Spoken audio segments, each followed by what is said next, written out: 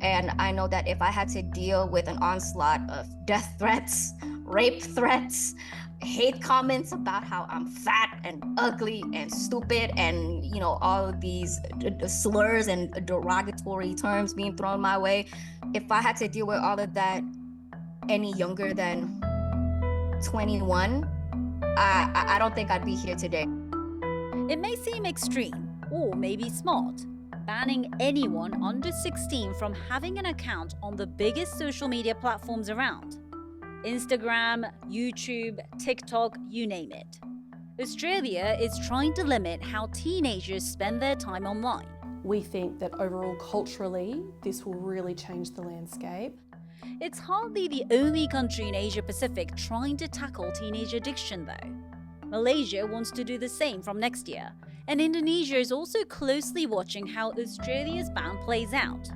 So is this region leading the way or meddling too much? I'm Mariko in Singapore, and this is Asia Pacific from the BBC World Service. Twice a week, we bring you Asia Pacific stories unpacked by those who know them best.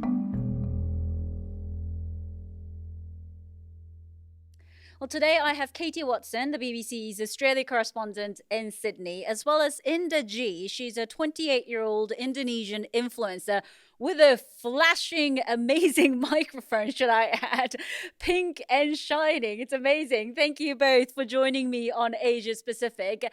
Katie, let's start with why Australia is doing this. Of course, there are various factors to speak of, harmful content, cyberbullying, and so on.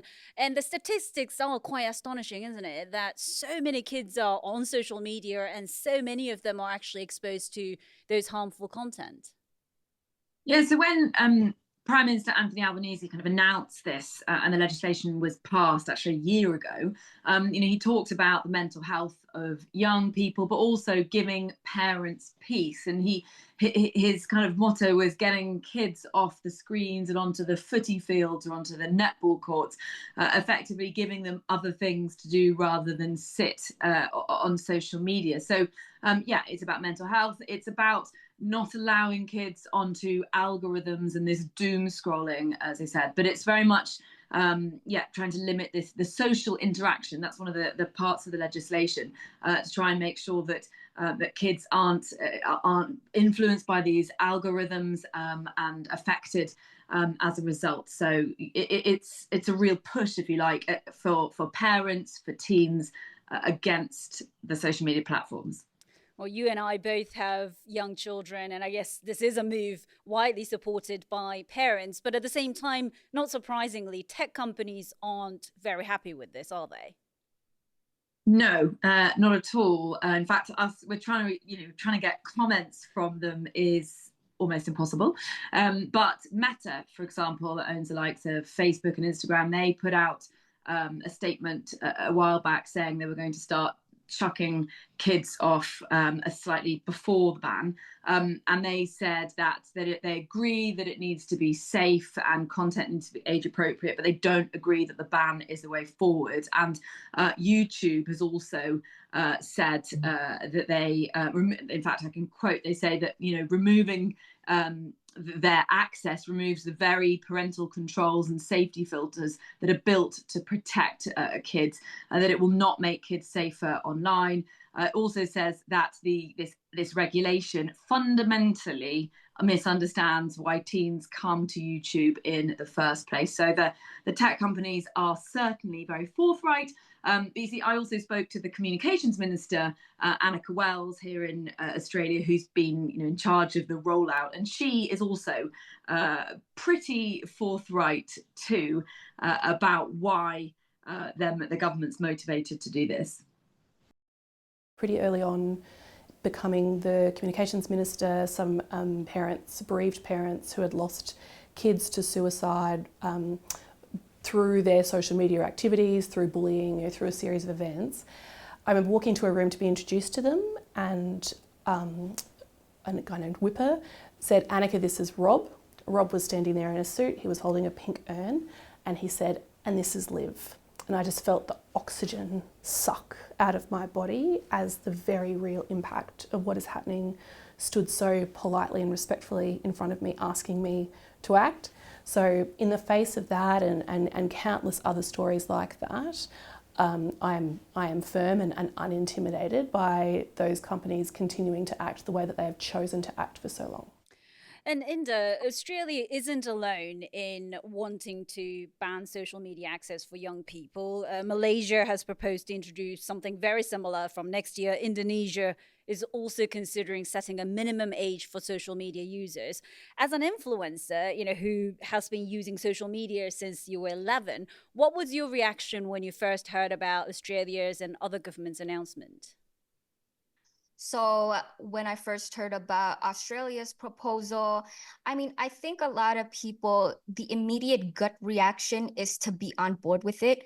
And that might depend on the age demographic of who you ask. I've talked to some of my friends who are currently, still in their like 21, 20, 19, and there are various perspectives. But I think there is also this over demonization of social media that we are currently seeing. So I think right now there's a lot of movement, especially from the older generation, to restrict it. Where I personally stand on this is I think that banning social media, imposing an age restriction on it, I think is a good move. I'm not entirely against it. I think what would be fun is if we start to debate the age of it, because correct me if I'm wrong, but in Australia, the age is 16 years old.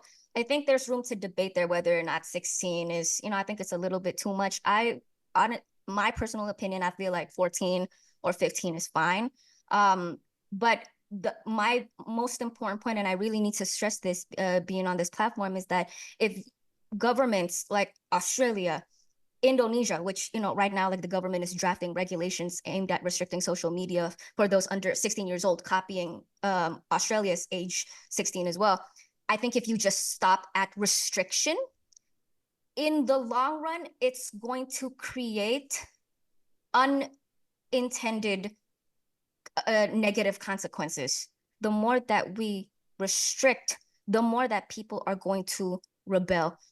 You've been an influencer for quite a while. I think I watched one of your, birthday episodes when you were talking about the impact of being an influencer, having to upload every day, every second day on your mental health. Can you just tell us about what's been your experience from, all this exposure to social media?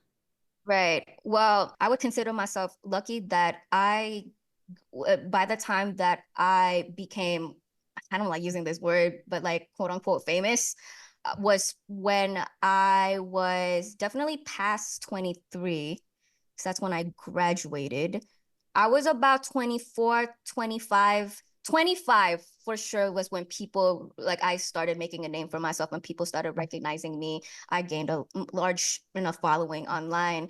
And I consider myself lucky because I now, have the experience of being a public figure online.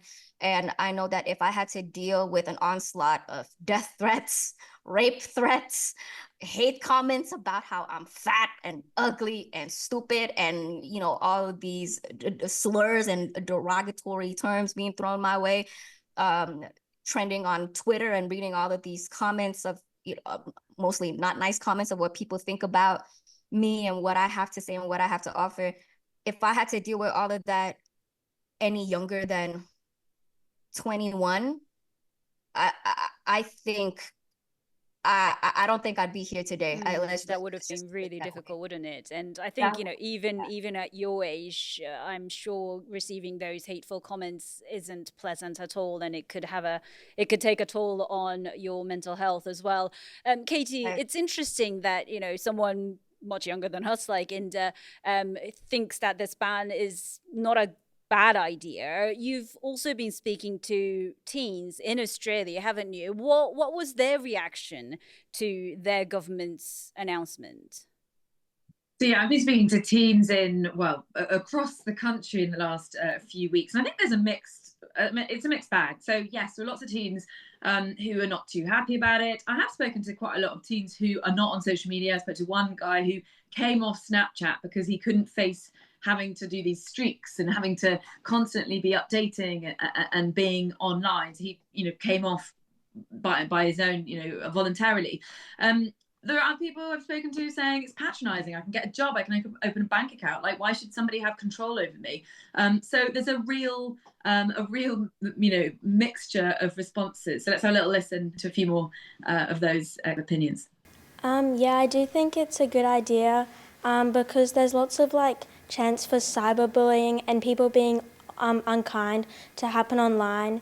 And also I think another reason for the ban is that people are worried about comparing themselves to others and having low self-esteem. I'm against it, but I get what they're trying to do, but I don't think they're going about it the right way.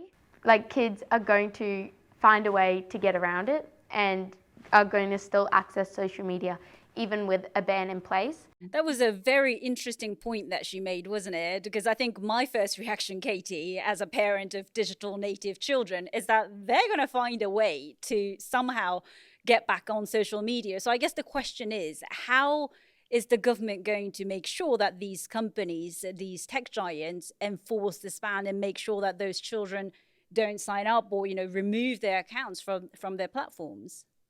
Yeah, so the kind of central part of this legislation is the onus is on the companies. So the companies have to make sure that kids are not on or not creating any accounts and not on it. So they've had a year to work out kind of age assurance. So that could be facial recognition, uploading, the options of uploading ID, all sorts of things that they're working out. And it's for the company to choose the software and the age assurance kind of method that suits them, that they think will be most reliable. If they fail to do so and they're found, lots of under 16s are on their platforms, then there's a fine of up to about 50 million Australian dollars. That's about 33 million US dollars. So people have pointed out that is also, the sort of money that the likes of Meta make in a couple of hours. So how much of a deterrent will it be?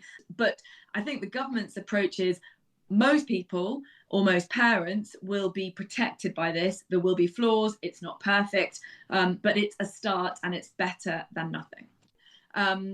But at the same time, there will be parents who might think, what, I'm going to let my kids on. And that could be for various reasons. It could be for, LGBTQ plus kids who feel that an online community, that's been mentioned a lot when we speak to people, that there are people who find their communities online, neurodiverse kids. I was talking to an autistic organization. People really find their tribe online, and you're going to have, by having this blanket ban, you're going to kind of a lot of these kind of minorities might lose out. Yeah, it's an interesting point that Katie made about those marginalized youth, especially. Inda, you started using social media at the age of 11.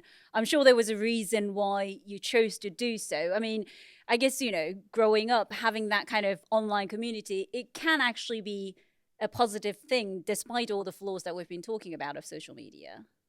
Yes, for sure. Yes, there's a lot of horrible things that can come out of social media. There's a lot of harm that can be done on the platform. But social media at the end of the day is a tool. Now, whether or not you use it for good or for bad, that is your choice, right? We would be much better off if the government would invest in a curriculum that can educate us on how to make choices that can lead to good outcomes using the tool of social media, rather than to opt for a more repressive approach, which is to just ban access to social media entirely and having an age cut off. And I speak as somebody who, again, born 97, I am a digital native. I've been on social media. I started off on Facebook since the age of 11. And there was a lot of horrible things. I would say, though, sorry not to interrupt, but I would say that the government here is doing education. So it's not that they're doing one or the other. Education, and it comes up time and time again. The fact is there's not enough education, or that education is not getting to people. And I think that's the thing. It's that kind of level of how much protectionism do you give, do you put on it? Because even if they are educating, maybe parents are not good enough at protecting their kids. And I think this comes up as well, is parents need to be educated. Parents need to understand what on earth their kids are going on to, and being more engaged with it, because otherwise it's just kind of, as you said, it's that demonization, like screen time, bad. That's a massive generalization. There's loads of good things that come from screen time. And I mean, this ban also does carry on. It does allow for educational platforms. Messaging is still part of it. gaming is not targeted either, which is massively controversial. But Right. yeah, I think it's about educating, making sure that there's a lot of education, as well as that's the government's, certainly the government's approach, but plenty of people don't think there's enough money put into the education side. Right. And my apologies, because I'm speaking from the perspective of somebody situated here in Indonesia, where I know for a fact that there is zero education on digital literacy. This is something that I actually recently talked about with Indonesians will be familiar with this name, Angela Tanu Sudibjo. She came on over to my show and we were speaking precisely about this.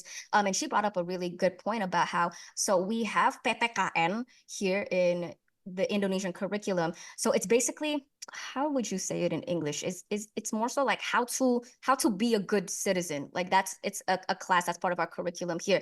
So, you know, she was speaking about reforming the curriculum to also incorporate the digital literacy in order to equip the younger generation on how to navigate increasingly digitized and digitally connected world.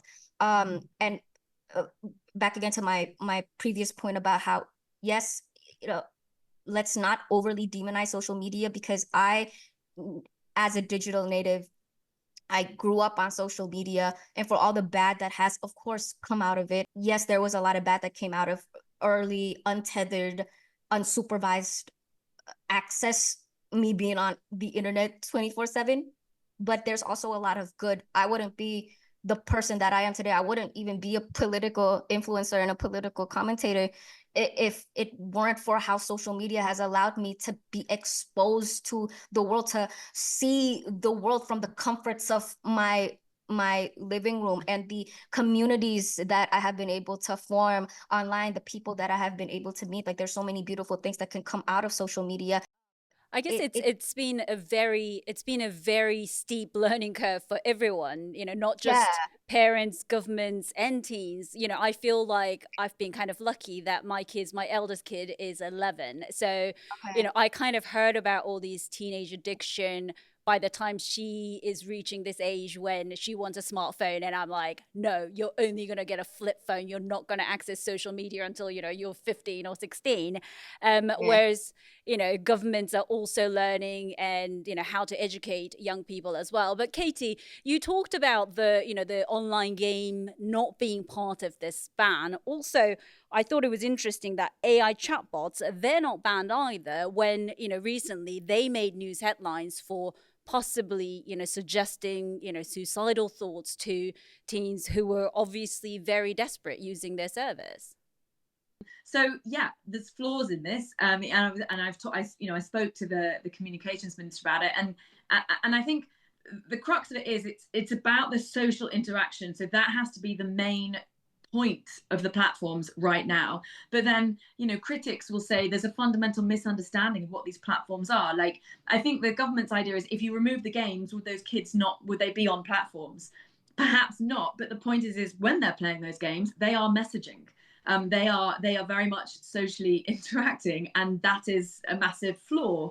So the government said it's dynamic, it's not perfect, but I think they've got a lot of, you know, they've got to answer to why on earth some of these platforms that are used so common among young people, why are they not being targeted when there's so many parents who feel this legislation was there to give them peace, but there's plenty of them who are not at peace with games, you know, not included. And I guess a lot of governments, not just in Asia Pacific, but around the world, they'll really be closely watching how this ban by the Australian government is going to go ahead, and, you know, possibly follow suit, won't they? Right. I mean, Australia certainly is becoming the trendsetter when it comes to this. Where I stand on all of this is, again, I feel like this policy, if we were to just stop at this policy of putting an age limit on social media accounts, and it's unaccompanied by all of the other things that we mentioned before, we're just playing whack-a-mole policy making here.